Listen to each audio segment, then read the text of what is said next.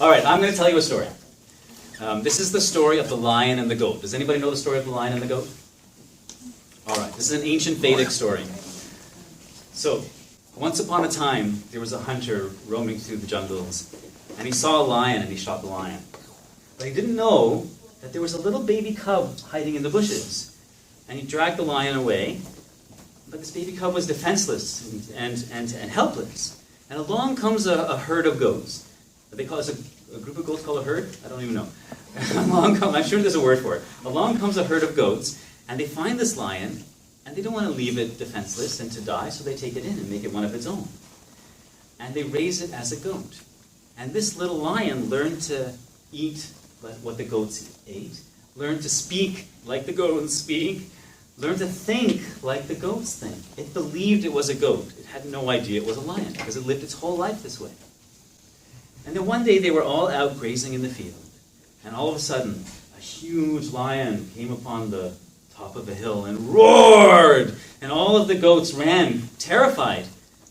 But this one goat, who was really a lion, had this strange curiosity and didn't run. And they stood there staring at the lion, and the big lion came down and said, "What are you doing here hanging out with all of these goats? You're a lion." He said, "No, I'm not. I'm just a goat." And they said, "Why are you eating grass? You should be eating meat. You're a lion." He said, "No, we're goats. We eat grass." And he said, "Why are you braying? Why are you braying like that? We're lions. We roar." And the lion said, "No, I'm a goat." So he said, "Okay, come with me."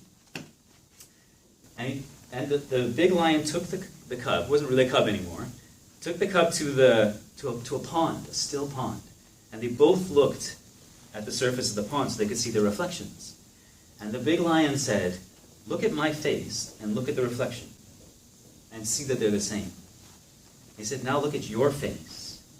And that instant, the lion realized it was the same as the big lion. And he realized that it wasn't a goat. He realized its true nature, and he roared out, "I am a lion!" And realized its true nature, its authentic nature. And goat parents imposed their values lovingly. The goats were being loving. They weren't evil goats. Maybe they were evil goats. Maybe there were some evil goats, but they were doing it lovingly. But they were imposing their values, their thoughts, their beliefs on the lion. The other lion, all the other lion did was reflected their true nature back to them. Didn't even have to tell them, the cub, what to do or anything. Just reflected their true nature and let that true nature come out. So I want to talk about some of the ingredients of what is required to be a lion parent.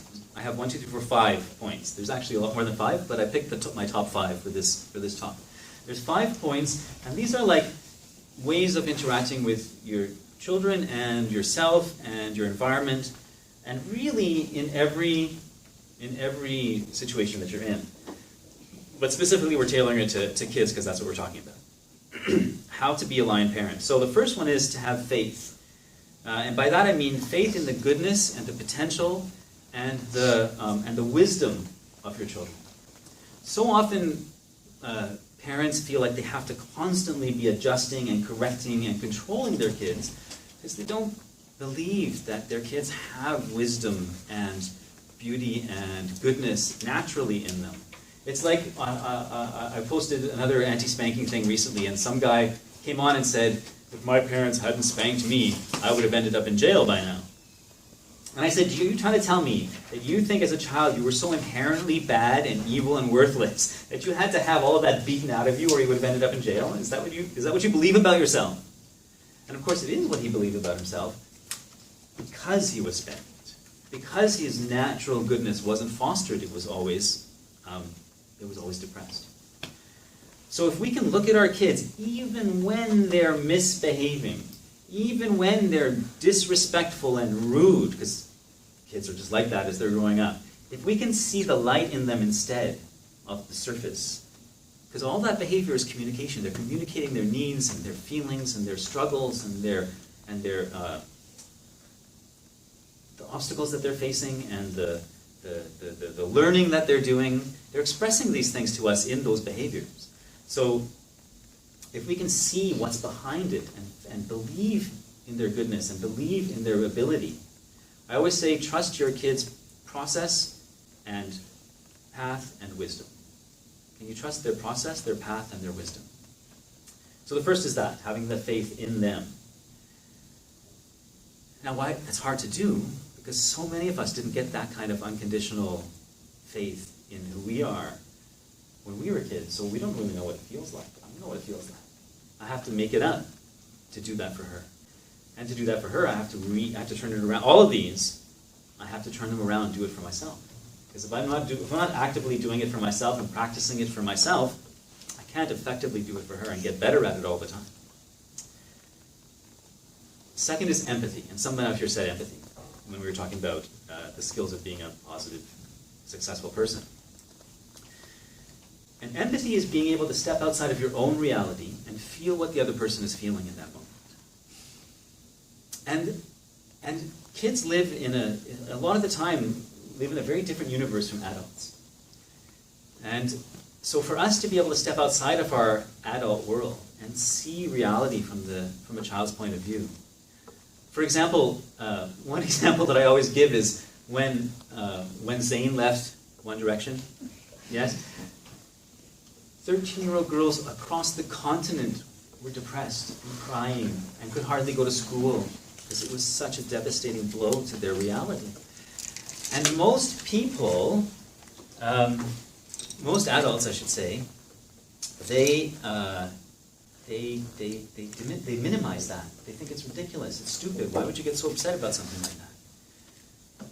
And what they're saying is, my values in life are more important and more valid than yours. What they're saying is, I cannot offer you empathy right now, no matter how much you're suffering, because I don't think it's valid. So when you lack empathy and when you don't give empathy, you can't teach empathy. You can't expect the kids to develop empathy because you're showing them that that's not how you treat people. And we teach them about how to treat people and how to live by how we treat them. The next is humility, number 3. And humility is the feeling that you don't have to be in control and you don't have to be right. Like you were saying about your parents. You know, like I was saying about my dad, no 10-year-old is going to tell me how to discipline my child. Discipline themselves even. So being able to let go of this need to be right and the need to be in control, it's so hard for parents. It's so hard. Because the thought is, and I'll tell you, when I was bringing up my daughter, I heard this all the time, the thought is that if you don't control them, they're going to control you. They're going to control the house, they're going to rule the house. People always used to say that your daughter has you wrapped around her little finger.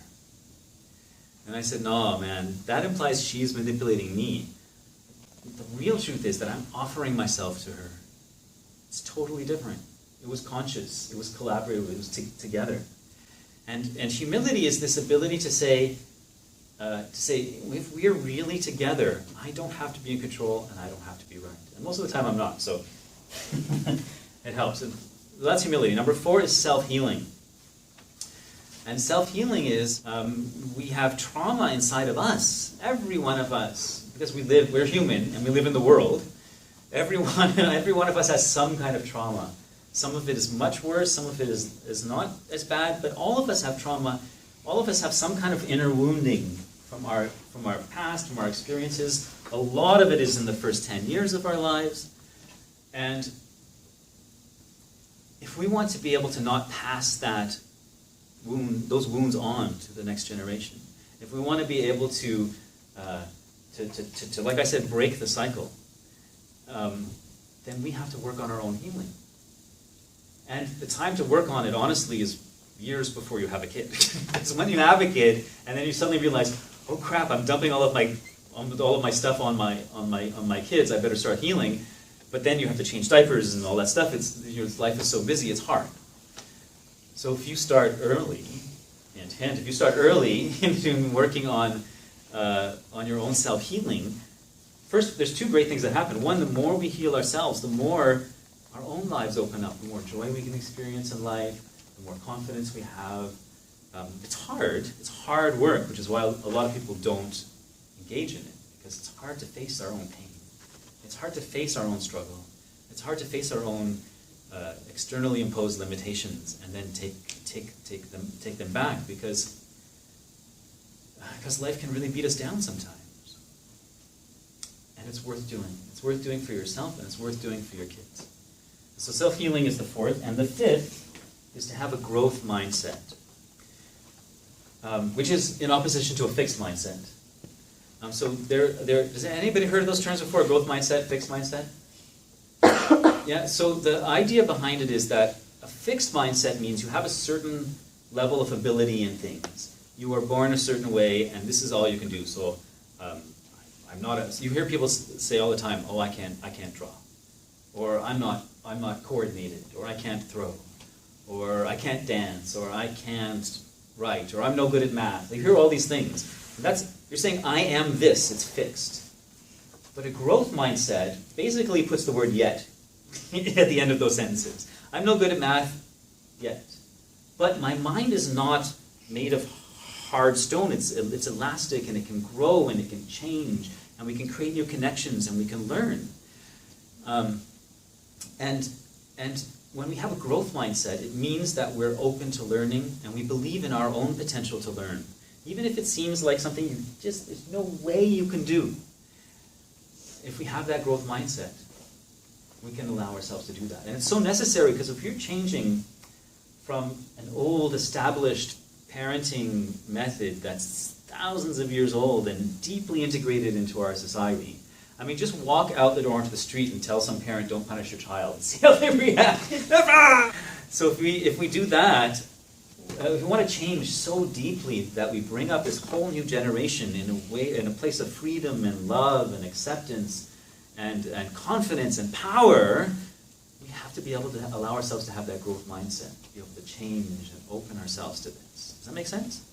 I just have a question. Sure. Because I nanny for these 3 kids, and then I'll get the kids from school, and they throw their toys everywhere, and I'll make them food. They throw their dirty plates everywhere, and I'll ask them, "Can you guys pick your stuff up?" And they're like, "No." But then if I do it for them, then they continue to be fools to me. But if I force them to do it, that's not really going with this method. So what do you do in situations like that? Right. It's a good question. How often do you see them? Every day. Every day? Yeah. Great. Getting kids to cooperate is something that comes from... So what I do in situations like this is I try and think of what creates the feelings that make somebody want to cooperate, which is completely different than looking at the behavior, how do I get them to cooperate, right? So if a kid is throwing their dirty dishes, in that moment, they're not really feeling you as a person. They're not really feeling you as important and caring for your feelings, which often means that they aren't really feeling that about themselves. They haven't really learned that that's the natural way to interact with people, because they haven't received a lot of that, is my impression. And so for me, what I like to do is I like to feel into, and this really requires a certain kind of emotional intuition, right? Feel into where are they lacking in that connection? Where are they lacking in this feeling of empathy that we want to inspire in them? And how can I inspire those feelings? So, for example, let's say the kid throws the plate on the table or the counter or the floor, and traditionally you would say, "Can you pick that up, please?" And they would say no, and then maybe you would give a consequence if they don't. Or the other traditional is you just do it for them, and you don't really say anything. Or you complain about it. I don't mean you, but I mean generally. So instead, though, we can ask them to pick up the plate, and if they say no, and this is what I do, I say, "Thank you for telling me no, because it really shows me that you know what you want in this moment, and I honor that because I really care about you. And I'm going to pick up the plate because I care about you, and I care about the whole community that we live in, or I care about the house, and I care about you, and I care about our relationship. And because I care about the relationship so much, I'm going to pick up this plate for you, and it makes me so happy to do it." And if you can say that kind of thing over and over and over and over, it fills their minds with this idea that, oh my God, she cares about me. She cares about me. Not the plate. Not even her own effort. She cares about me. And she sees that she respects my no. I mean, respecting the no is, we talk about consent a lot these days, right? That's what respecting the no is that. And so this is another level of teaching consent from an early age as well. And if we can fill them with this feeling that we really care for them and the harmony of the household, and that's why I'm picking up the plate. Not because you threw it, but because I care. And it's a bit of a longer-term project than forcing them to do it. But if we can do that, and not only with that, with the toys, and even sometimes when they're doing it themselves anyways, you can say, hey, would you like me to do that for you? I see that you're doing that, and I appreciate it, because it shows that you do also care about the family, and you care about me, and you care about the way the house works. That's so great. Even if they do one thing that's like that.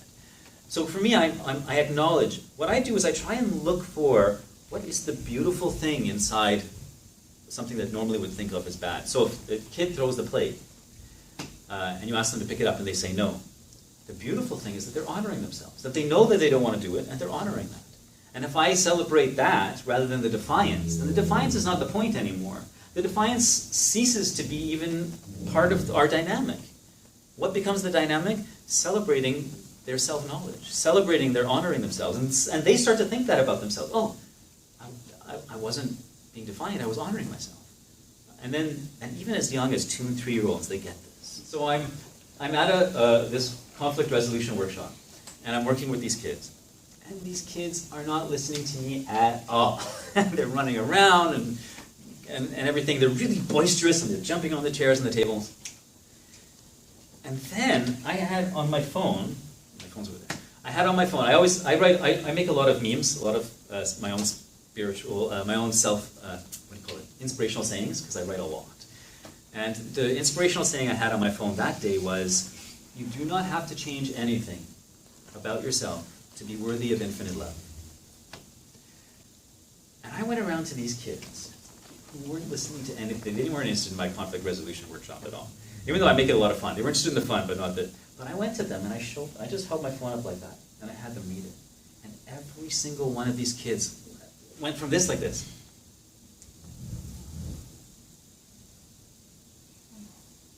Every one of them.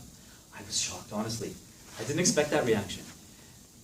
I've been thinking I have to write a piece about that because the reaction, it just moved me so much. But these kids that were just like all over the place, reading this idea that they don't have to change anything about themselves to be worthy of infinite love, and they knew what that meant. Inside they knew it. Every one of them just stopped.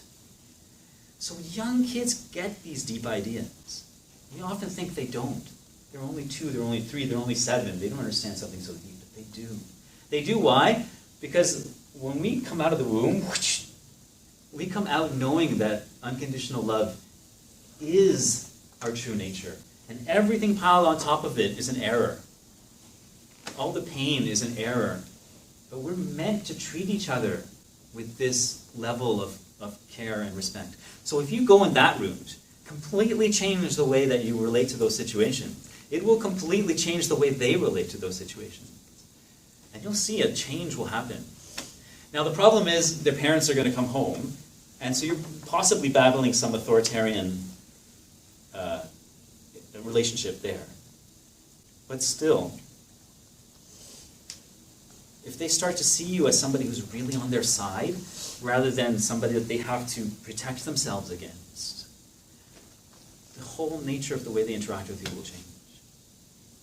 I would love to see you try something like that. I'll try it. Yeah.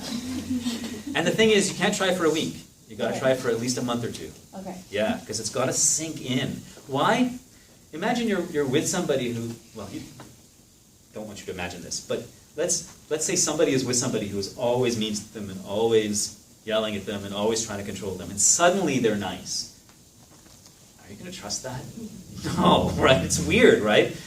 I had this, and it takes time, but if they're nice consistently, week after week, month after month, and they tell you, hey, I was wrong and I've changed, and they don't deviate from that, eventually we can soften our defenses and we can learn to trust that person again, and healing can happen. I had this mother ask me about helping her kid brush their teeth, because she would scream and yell and fight, and eventually they would hold them down. The father would hold arms and legs down, and the mother would open her mouth and brush their teeth. I understand, you don't want your kids to get cavities. I told her, tomorrow, go to your kid and say, I was wrong to force you to brush your teeth. From now on, I honor you and your choices with your body because it's your body. And if you feel like not brushing your teeth today is the right thing for you, I will honor that. I would like you to sit with me while I brush my teeth. And she did that the next day.